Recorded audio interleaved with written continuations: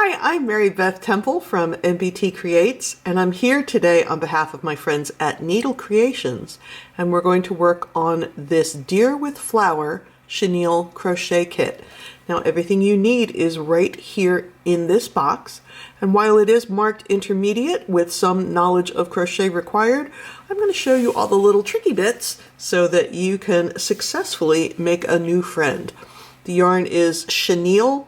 It's very, very soft. You can see I'm petting it. I can't even put it down. And we're going to do some embroidery at the end for our features. So let's take a look and see what comes in the kit. We have our stuffing, which we will talk more about later. And here is the yarn. We have the dark brown for the antlers, the pink for the flower, the black for the features, and the white for the hooves, I guess I would say, and part of the face. We have our yarn needle so we can sew everything together and weave in our ends. We have our main color of yarn and our handy dandy crochet hook. And of course we have the pattern. So let's jump right in and get started. We're going to begin by making the legs. We're going to make two, but let's start with the first one. And to begin, we're going to need to make a magic ring. So I'm going to let the yarn sort of trail over my left hand. The tail, that's what we call the cut yarn. Now we're going to take the working yarn, that is the yarn that is attached to the ball or the skein. We're going to take it over our index finger on a slight angle. Under our middle finger, there's a little bit of space between the index and middle finger, and then over my index finger again, making an X. And you can see I'm using my thumb and my ring finger to hold my little bits into place there. I'm going to take my hook and place it under the top right leg of the X, and then grab the top left leg of the X and pull it through. So now I have a loop on my hook. I'm going to use my right thumb and forefinger to pinch that together and get my left hand out of the way. Now I'm going to chain one. That's going to hold everything together.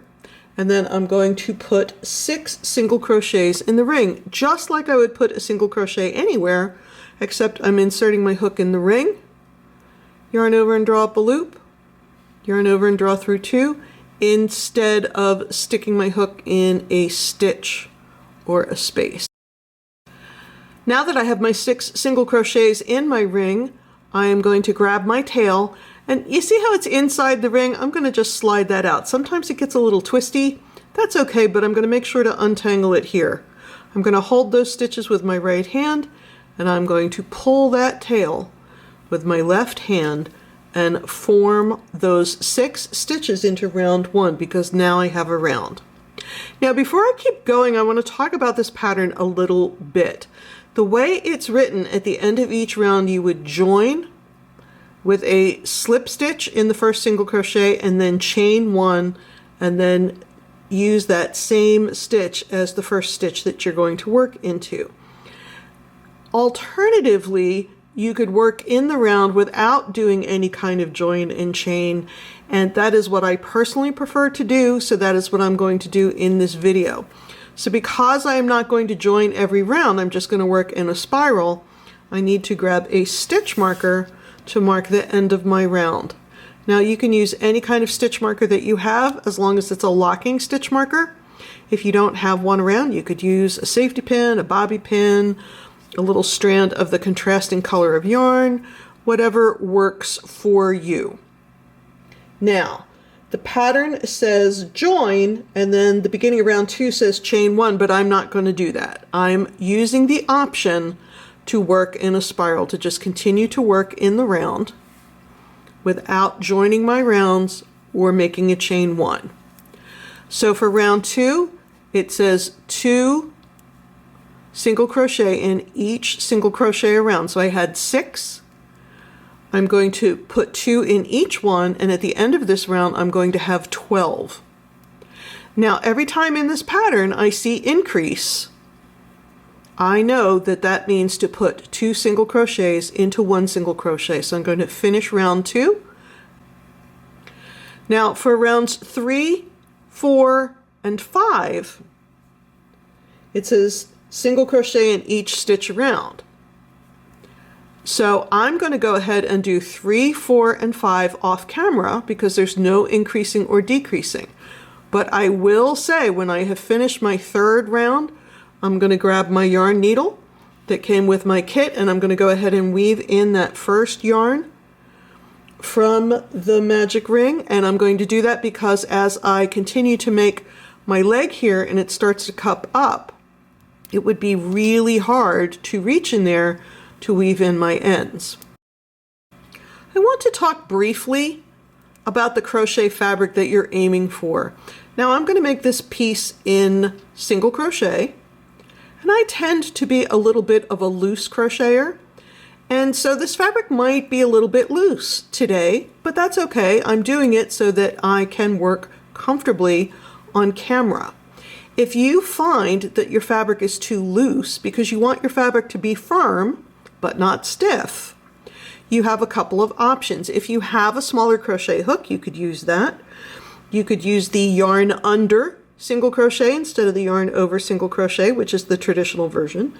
Or in the pattern, they mention one that they're calling a single crochet cross stitch, in which you yarn under and then yarn over. So if you have to experiment a little bit to get a firm fabric, that's totally fine. But today, even though I'm a little bit loose, I'm going to go ahead and just keep working in traditional single crochet because I think that's easier for you guys to see what I'm doing. Now I've taken my stitch marker out to make the last stitch of the round in round 5. Now I know that the first stitch of the round for round 6 is in C1, color 1, which is a new color. So on my last stitch of the old color, I'm going to bring up a fold 4 or 5 inches from the end. We just want to make sure that we leave a tail to weave in, and I'm going to finish that last stitch in C2. I'm going to finish with a yarn over in C1. The reason I'm going to do that is I want the top of my stitch and the bottom of my stitch to match. And I'm going to now continue on with C1. Now, my stitches might look a little bit loose right here, but that's okay because when I weave in my ends, I can tighten that all up. So it says single crochet in next 4 stitches. So that's 1, 2, 3, 4, and then single crochet 2 together. Now, I feel like all I do in the first 10 minutes of this video is give you options, but here's another option. You could do a traditional single crochet decrease in which you insert your hook in the next stitch, yarn over and draw up a loop, and then do that again. Insert your hook in the next stitch and draw up a loop.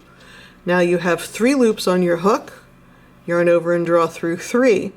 That is a traditional single crochet decrease, but there's also some information in the pattern about the invisible single crochet decrease. So to make the invisible single crochet decrease written the way it is in the pattern, sometimes you'll see it called the amigurumi single crochet decrease. I'm going to go in the front leg only of the first stitch and then go directly into the front leg only of the next stitch. I'm sorry, it's fluffing around a little bit on me here. And then I'm going to yarn over and draw it through the front legs of both stitches. So now I still only have 2 loops on my hook like I would for a regular single crochet. So it's not quite as lumpy as the traditional single crochet decrease. So now I'm going to go ahead and yarn over and draw through 2. Let's take a look at that again.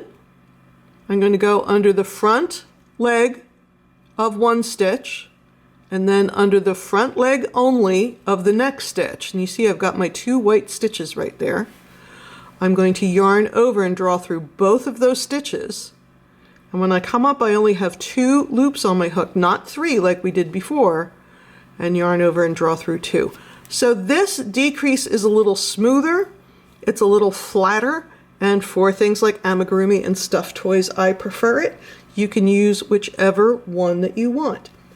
Now that I have my other yarn established, I can cut off my C2 yarn. Don't cut it too short though, you want to leave a tail so you can weave that in. And I ripped out my little demo stitches, and I'm doing round 6 correctly, which is single crochet in the next 4 stitches, and then make that decrease however you're going to do it twice, and then single crochet in the next 4 stitches. Here we are at the end of round 6. Now I'm going to take a little stop here, and I'm going to weave these 2 ends in. That's where I ended off my C2 and where I added my C1.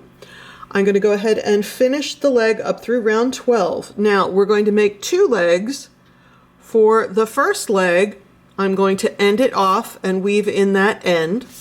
For the second leg, I'm not going to end off and weave in that end. I'm going to keep going, because when we make our little friend here, we make 1 leg, we make the second leg, and then we're going to work in rounds across both legs to form the body.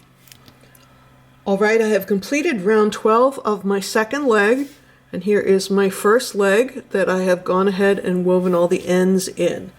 So looking at round 13, it says single crochet in next 16 stitches of working leg. So the working leg is the one that is in my hand, and I know that I had 16 stitches in the round when I completed round 12. So I don't really have to count. I'm going to just keep going until I put a stitch in the last stitch of the original round, and then I'm going to join. I've set my stitch marker aside because I don't need it at this moment. That is no longer going to be the last stitch of the round. It says with the decrease at round 6 facing outward. So this is inward. This is going to be where my legs join. So outward is over here. So I'm going to look up to round 6 and look for that decrease. It's right there. And it says make that facing outward. The other thing I can do is that decrease was right on the side, and I know that I had 16 stitches in my round, so I could count back 8 stitches from the end of the round. 1, 2, 3, 4, 5, 6, 7, 8, and I'm in the right place.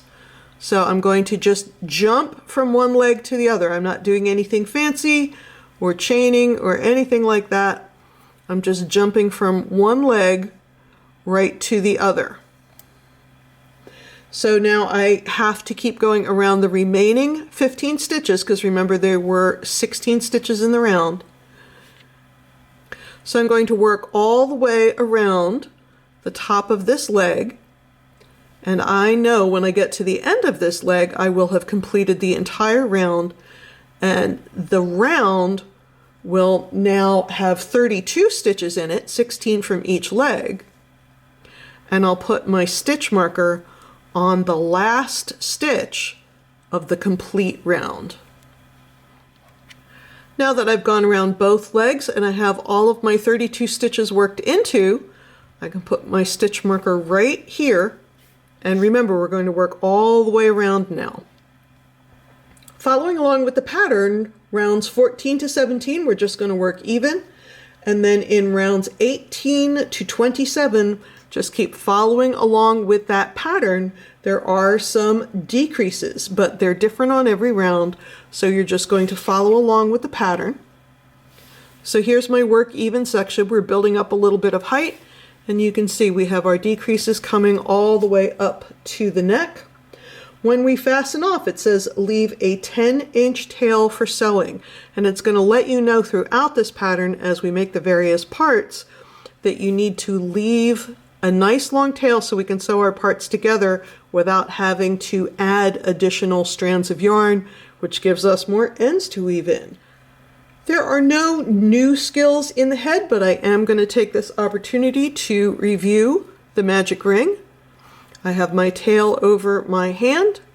I'm going to make an X by taking the yarn over my index finger, under my middle finger, and over my index finger again, and make my X. I have a little bit of space in here just to make it easy to get my hook in. I'm going to take my hook, put it under the top right leg of the X, grab the top left leg of the X and pull it through. Use my right thumb and index finger to hold everything together. And then I want to make sure that I have my working yarn here. I'm going to chain one. I know we eliminated the other chain ones, but we need this chain one at the beginning of the magic ring round to hold everything together. Then I'm going to make 6 single crochet in the ring, remembering to make them just the way I'm making the other single crochets in my project, but I'm inserting my hook into the ring rather than in an existing stitch or space. When I have my 6 single crochets completed, I'm going to untangle any possible tangles with my yarn tail, hold on to my stitches with my right hand and give that tail a tug with my left hand.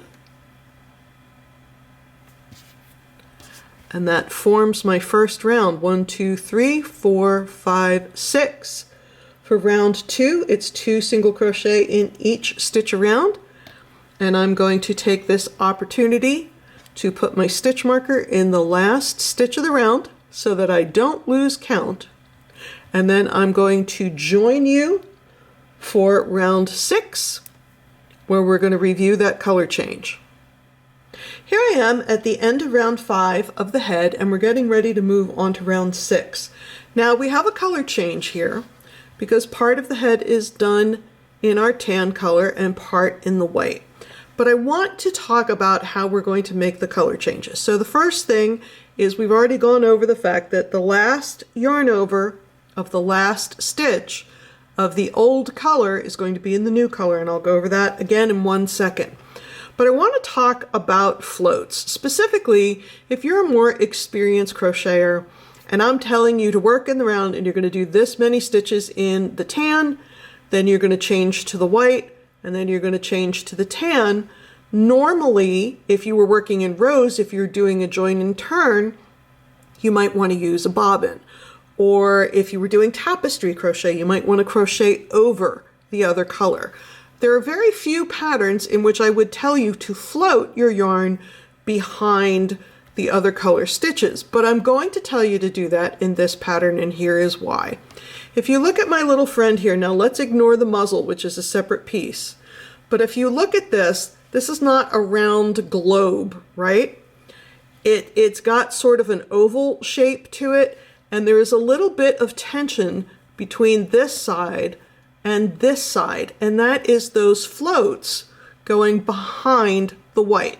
So, do I want you to pull so tightly that those two sides are meeting? Absolutely not. But this might be the one time in my crochet teacher life that I tell you to go ahead and let that unused yarn float behind the other color, because it's going to be inside the head, nobody's going to see it, and if you crochet over the alternate colors, you're going to have a problem with color bleed. So let's take a look at round 6, and what I said will be a little more clear. First, you are going to single crochet in each of the first 9 stitches, so that's 1. Here is my 9th stitch. Remember, I'm going to start it with my old color and do that last yarn over in the new color. And now that I am back to CC2, we're going to single crochet in each of the next, 11 stitches. So here we are on my 11th of my white stitches, and I'm going to bring my tan yarn across. So what I was saying before, I don't want it to be super loosey-goosey because I think that that's going to make those stitches pull out. But I also don't want to crochet over it because it'll show through. So I'm going to go ahead and let it float across the back, even though that's a significant float, and I'm going to put just the least little bit of pressure on it because I don't care if it lays perfectly flat, because that little face is going to turn in just a little bit. It's not going to be a perfect globe. Now, when I finish this round and come back, I'm going to need my white. All right, that pulled a little too tight. There we go. I'm going to need to do the same thing with my white. My white's over here. I need it over here. I'm going to pull it across and give it just the least little bit of tension to keep those stitches in place. So I'm going to go ahead, I'm going to finish my head, I'm going to get through round 14, and then I want to talk to you about the stuffing. Okay, here we are at the end of round 14, and this is what the head looks like. And the reason I stopped right here is because the instructions tell us to start adding the stuffing. So I wanted to make a point that even though this doesn't look like a whole lot of stuffing, as soon as you get it out of the package and the air hits it, look at it expand. So you absolutely have plenty. I'm going to fluff it up a little bit. And the reason we're going to start after round 14 instead of waiting until it's done at round 16 is because the opening is going to get smaller and we want to go ahead and start stuffing while it's easy to get our fingers in there. So I'm going to go ahead and stuff the head, and then I'm going to finish rounds 15 and 16. Now, for the ears, the arms, and the muzzle, there's nothing going on there that you haven't already done. So I'm going to let you go ahead and make those on your own. I do want to show you how to make the forehead. So here is our head that we've just completed. Here is the one on the sample we made earlier. And we're going to work on the forehead. So I'm going to stitch right into the stitches on the existing head, and we're going to work in rows here, not rounds, and we're going to make what is essentially a flap that's going to make the forehead of the deer. So I have a slip knot on my hook, and the instructions are telling me to find the second stitch of these 11 white stitches that we put in. So this is a little unusual. I'm going to skip this first one. So I'm going into the same place where that second stitch was made. And you have two options depending on what is more comfortable, because the fact of the matter is your hook has to come out somewhere. So you can insert your hook and bring it out to the left of the existing stitch, or you can insert your hook and bring it out to the right of the existing stitch, but whichever one you choose, you want to do it the same way all the way across. So the other thing I wanted to point out is we eliminated the chain ones in the rounds because I was working in a spiral. But because we're working in rows, those chain ones have to jump right back in. So even though we cut them out earlier, we need them back now. So I find for me it's more comfortable to go on the left-hand side, so that's what I'm going to do. So it says join in the 11th stitch of round 6, the second stitch of C2 in that round. We're going to join it with a slip stitch, chain 1, single crochet in that same stitch.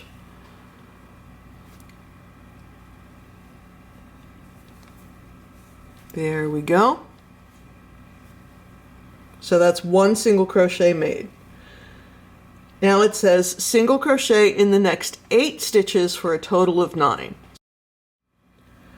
For round 2, I've already made my chain 1. It says decrease single crochet in next 7 stitches. Now, I could do the invisible decrease that I've been doing, but to me that's going to look a little lumpy on the other side, because before, when we were working in rounds, the right side was always facing us.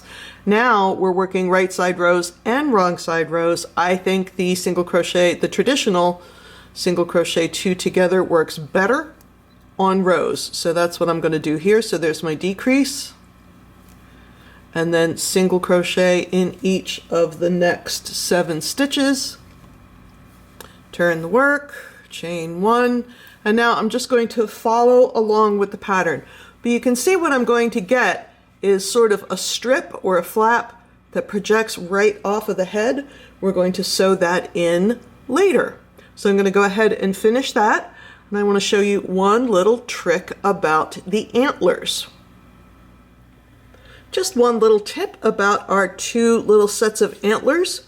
Following along with the pattern, you're going to make a long point and fasten it off, and then you're going to make a short point and you are not going to fasten it off, and then we're going to attach these two so that they are one piece, and this is just exactly what we did when we made the legs. So we're going to work around the top of the short point, that's 5 stitches, and then the top of the long point, that's 5 more stitches. That will give me a total of 10 stitches in the round. Following along, I'll work 1 round even and 1 more round following the pattern, and then end that off, leaving a nice long tail for sewing. I'm going to do that 2 times for 2 pairs of antlers. For the tail, I'm simply going to chain 11 with my tan, which is color 1, single crochet in the second chain from hook and in each chain across, giving me 10 stitches, and fasten that off, leaving a nice long tail for sewing. The little fringes we're going to add in the assembly section. The last thing I want to show you, the last thing we have to make, is the flower. For the flower, we're going to make 5 petals all the same way. So we're going to start with our magic ring, chain 2, 1, 2, and then put 2 double crochet in the ring, 1,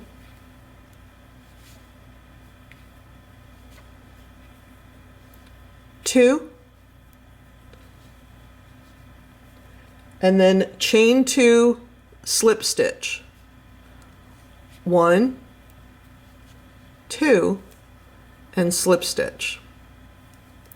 So I'm going to do that a total of 5 times, and you can see I'm not going to tighten up my magic ring until I get all of my petals made, which will scrunch these up and give them some dimension. So I'm going to go ahead and put my 5 petals in and then tighten up my magic ring. I'm going to leave a nice long tail to sew the flower in. And then the next thing it tells me to do is with a length of C2, which is the white, to make 3 French knots in the center of the flower. So let me show you how I do that. All right, here is my little flower, and I attached the white yarn by just weaving it in and out of the back. This is not a stress point, so you just need to get that yarn anchored enough that you can use it. You don't have to worry about it pulling out. And you don't want to make your first stitch right in the center because your French knot might pull through to the wrong side. And this is more of an art than a science. You can put this wherever you want. I'm just going to show you how to make the stitch. So I'm going to bring my needle to the front of the work where I want my first French knot to be. And this is an embroidery stitch. If you've done some embroidery, this might be familiar to you. Just like it shows you in the photo, you're going to wrap the yarn around your needle. Now our photo recommends 3, but you might notice the thing that I'm doing that in my experience makes a French knot easier to complete is I'm holding those wraps as close to the work as I can. I'm going to put my needle down through the back, and I'm holding onto this because believe me when I tell you those wraps, they have a strong desire to come undone. So I'm pushing my needle all the way through and I'm holding the wraps with my finger to make sure they don't untwist. And then I'm bringing my yarn through. So there's my first one. You don't want to give this a giant tug. Again, you want the texture of the French knot. You want to see it. If you pull it too hard, it will go to the back of the work. You want to look at that one more time? Let's go. Let's try here. And again, I'm not paying much attention to what's happening on the back because you're not going to see it. Wrap the yarn around your needle. 1, 2, 3. Keep those wraps as close to the work as humanly possible. Bring that needle down a strand over. Push it through to the back of the work, but use your thumb, use your left thumb. I really hope you can see I'm holding those wraps into place. Push the needle all the way through and slide that yarn through, but don't let go of those wraps. Once I have it all the way through, I can let go and tighten her up a little bit. There she is. And then I'm going to do one more. So I'm going to go ahead and do that last French knot. And then we're going to start putting our deer friend together. All right, we're in finishing and assembly. It says to go ahead and stuff the head if we haven't, but we did that earlier before we closed up that opening. It says stuff and shape muzzle with fiber fill. So I put a little fiber fill in there. I can tack some more in later when we're stitching. Then it says thread needle with yarn from head, which I did. Weave in and out of the stitches of the last round, pull slightly to close opening, weave in ends. So I'm just going to go in and out here. And there's only 6 stitches on this round, so it's a little quick. Now, why does it say to weave, pull in slightly and not tightly? And this sort of affects our magic ring as well. Chenille yarn, the way it's made, it's not plied like a wool yarn is or an acrylic yarn is, so you don't want to give it any sharp tugs because that inside core can snap. That's just the way chenille yarn is made. It doesn't have anything to do with this yarn in particular. So I'm going to go ahead and weave this end in and trim that off. And then I'm going to join the head to the body. The next thing I'm going to do is thread the tail from the body onto my yarn needle and sew the body to the head. So I want to keep my forehead out of the way because I don't want to deal with that yet, but I do want to be aware that this is the front of the head. Now the instructions remind me to put the join towards the back of the body, but we didn't do a join. We skipped that whole round join thing, so we don't have a seam. So in that case, I would just lay the body out flat. When it looks like it's laying nicely, I would go to town. So I'm going to go ahead and stitch the body to the head. And I'm going to do it right here at the bottom. So I'm going to go ahead and whip stitch that into place. Let's see. I think here should do it. And then move on to the next step. Now it says thread needle with yarn tail from arms, position and sew 1 on each side at round 27 of the body. Now round 27 of the body was the last one. And you can see because we had that decrease round at the end of the arms, that's just a really small amount of stitches we have to nail down. So once again, I'm just going to use a whip stitch. I'm going to use the yarn tail that's waiting for me, and I'm going to put 1 on either side right up here at the neck. The next thing we're going to attach is the muzzle, and it tells us to keep the forehead piece out of the way. So here's my center front, and it says to install the muzzle between rounds 10 and 14. So I know that first white round was 6, 7, 8, 9, 10, 11, 12, 13, 14. So here's 10 and 14. One of the things I like to do when I'm putting my soft toys and amigurumi together is use my stitch markers to let me know where I want to place things, because then when I have the part in my hands, in this case it's the muzzle, and I'm trying to remember where it goes, I'm not guessing. I have put that stitch marker exactly where I know I want the muzzle to go, and also say my gauge is a little different from what the designer of the pattern got. If I need to make any adjustments, it would be great to make them with the stitch marker, which is easy to move, than to have to make an adjustment after I've already started sewing things together. So I'm going to go ahead and whip stitch the muzzle around, and when I get probably 3/4 of the way through, I'm going to put some more stuffing in there. I'm not going to mess with it now because it's just going to pop out, but when I'm almost done and I have just a little bit of an opening, I'm going to push some more fiber fill in there so that it looks full and firm and I have plenty left. And this is what I meant. I'm stuffing a little extra stuffing in here now before I close up that final opening so that my muzzle is nice and firm, and then I'll just weave in this tail. Now that I have my muzzle sewn into place, I'm going to tack down the forehead. So I'm going to go down each side, but also I don't want a big gap right here where the forehead overlaps the muzzle. So as I'm stitching around right here, I'm going to take a couple of catch stitches right here to make sure that the forehead aligns with the seam that I have already done. You can see that on the finished sample right there. Next, I'm going to thread the yarn tail from my ears, and the instructions tell me to run it between rounds 4 and 7. So once again, I have used my stitch marker to mark that 4th round, and I'm going to do it here, right over the color change, because that's about the side. Now, I noticed that my ear has sort of stretched out a little bit. Some of that is, I know I've mentioned it, but I'm a loose crocheter and I didn't tighten up my stitches for the video because I wanted to make my life easier. But I think I'm going to squish this in a little bit. That will also give it a little bit more depth. So I'm going to go ahead and whip stitch the ears into place.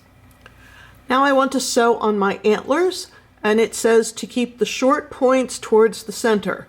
So when I have 2, I'm going to have the short point towards the center on this side and the short point towards the center on this side. And it says to stitch it between round 2 and 3. And I have mine set a little bit behind the ears. So there's 1, there's round 2, and 3. So I'm going to stitch them right here, again just slightly behind the ear. Once again, stitching these on with a whip stitch. The next thing I'm doing is attaching my tail, and once again I marked it with a stitch marker at round 17, which is what the pattern suggested. I do want to point out though that each of our little friends is going to have a little bit of individual character of its own. So if yours does not look exactly like the photo, that's okay too.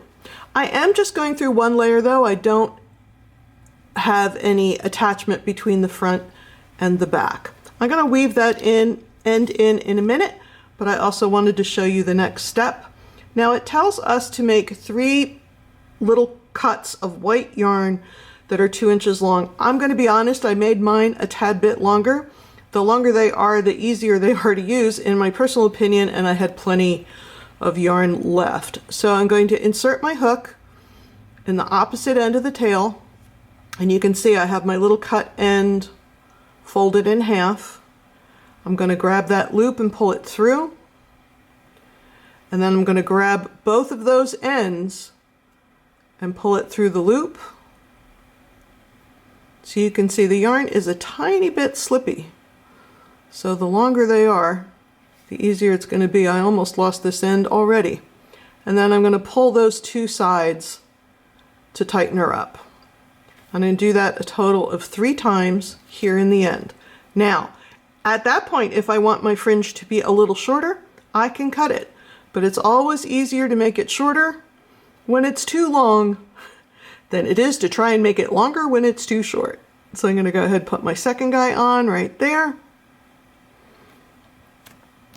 And I'm going to put my third guy in the middle.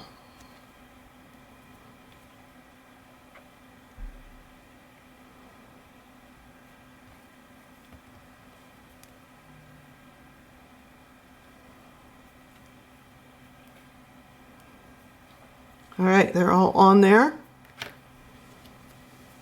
And they are a little long. I don't think that my little deer friend went to the barber very often, but once again, if they're a little long, I can just cut them straight across.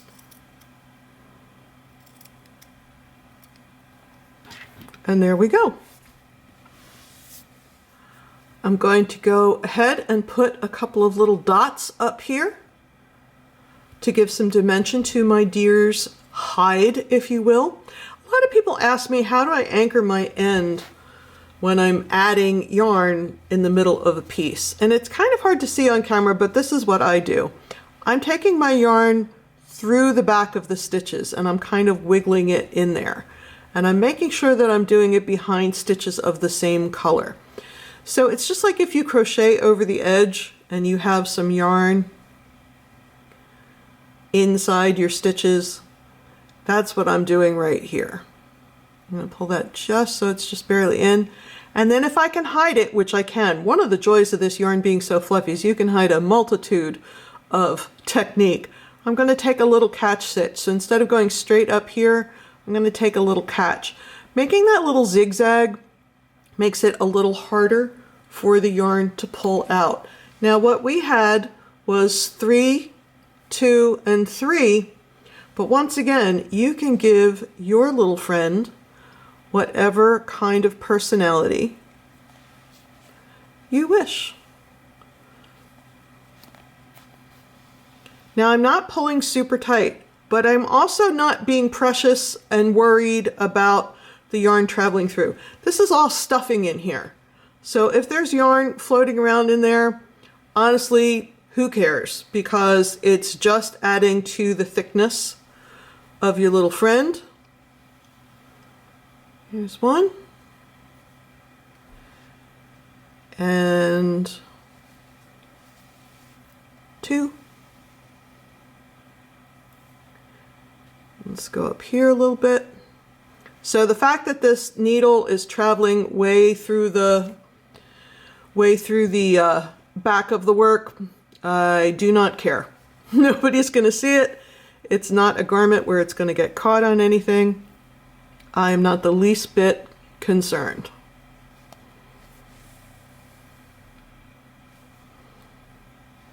Let's do 3 up here.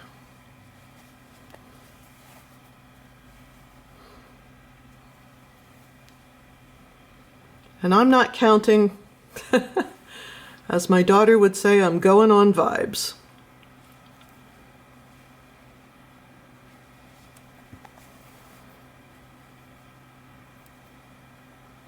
Now to end this yarn off, I'm going to do this thing I did when I started it, only backwards. I'm taking my yarn, well, let me make sure I'm happy with these guys here. I think that's a little tight, but I can fluff that out.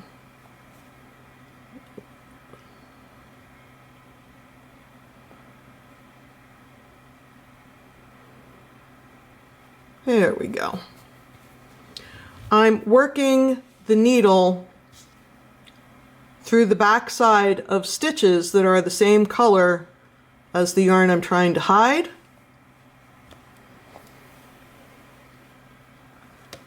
I'm going to take a little catch stitch if I can hide it, which in this yarn I absolutely can, and go through some more stitches. And then really to make things secure, I just take the yarn and the needle and stick it right through the project and let it come out a couple of inches away. The more of the tail that is buried inside, the less likely it is to pull out. I'll give that a little love and it'll pop right back inside. So that's these guys. Now we're going to take some of our black and start working on the eyes. Now, what do I have to do when I'm adding something like a black? That's going to show if I run it behind the white. What I do in that case is I'm running that up behind the muzzle because nobody's going to see what's going on back there. Or I could have run it up behind the forehead piece because nobody's going to see what's going on back there. But because I couldn't make lots and lots of catch stitches because that would show, what I like to do is leave that little tail out until I get a couple stitches in, and then that helps me to not pull it out too far. So it says we're going to do a straight stitch between rounds 9 and 10.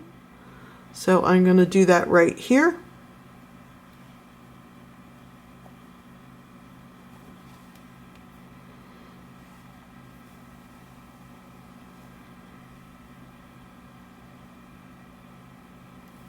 And I like to make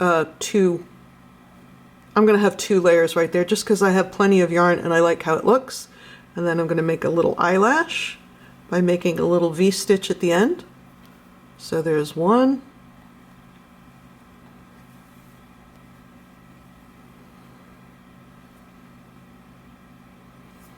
And 2. So instead of ending this off and starting a new one, I'm going to go ahead and run this all the way over to the other side because once again, I do not care what happens inside the stuffing. It's not going to bother me a bit.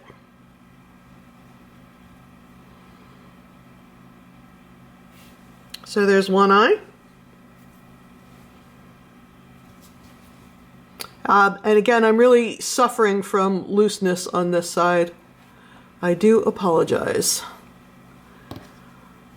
But I can only work so tightly when I'm making a video. I'm going to go ahead and make my little V.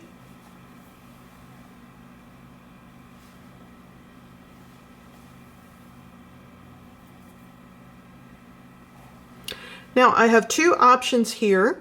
I can end this off and start a new one here, but you know what I'm going to say, which is I don't care what happens inside the stuffing, so I'm going to go ahead and run that yarn through until it comes out. You have to kind of fiddle around with it a little bit, but I want it to come right out at the center of the round. See, my magic ring was so tight I couldn't even get my needle in there. I'm going to pull that through and making sure it's tight enough that the stitch stays in place, but not so tight that it pulls everything out of shape.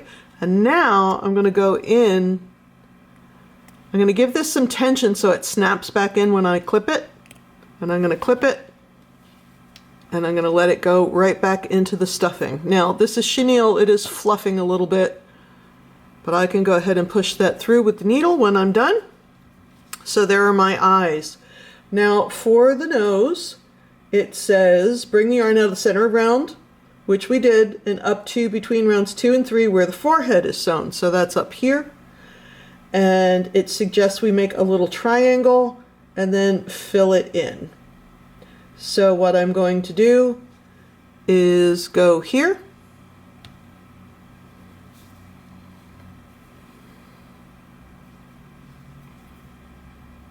And here. And there's my little nose. So then, now that I have my triangle here, let me pull it out.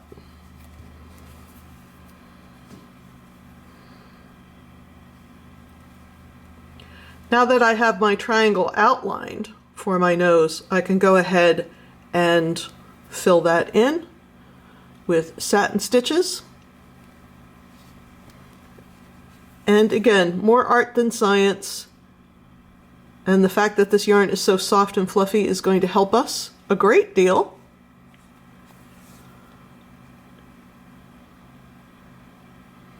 So I'm going to go ahead and finish filling in the nose.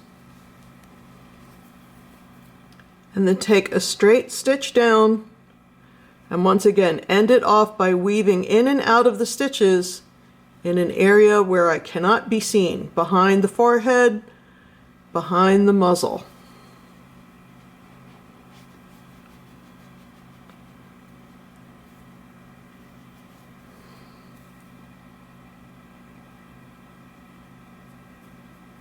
I think I could have put 1 or 2 more stitches in there, but I'm happy enough.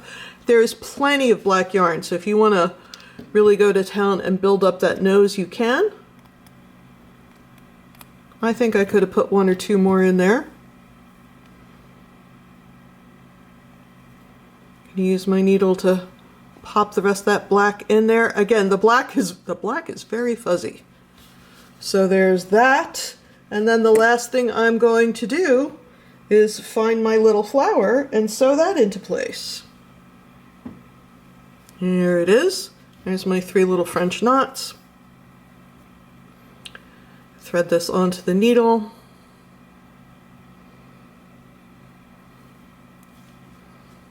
And I'm going to stitch it right there using the pink.